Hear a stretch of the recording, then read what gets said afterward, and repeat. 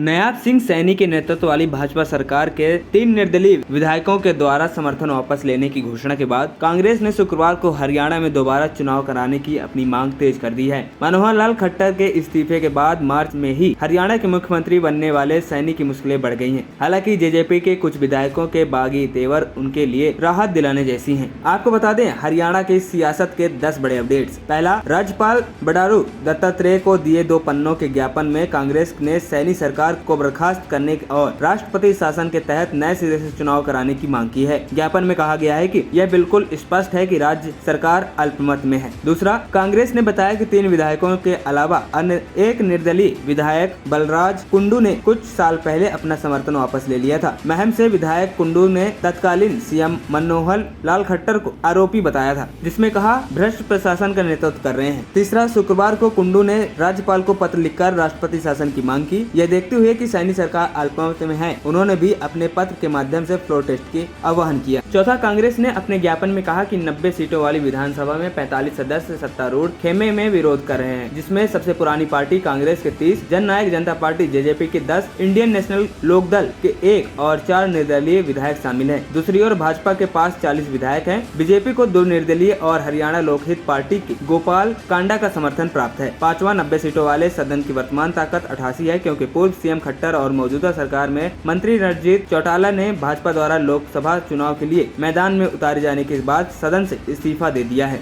छठवां, बीजेपी के साथ साथ जेजेपी विधायक देवेंद्र सिंह बबली ने पार्टी नेता और पूर्व उप मुख्यमंत्री दुष्यंत सिंह चौटाला को चेतावनी दी है कि उन्हें जेजेपी को पारिवारिक पार्टी नहीं मानना चाहिए। बबली और जेजेपी के 2 अन्य विधायकों ने गुरुवार को मनोहर लाल खट्टर से मुलाकात की थी।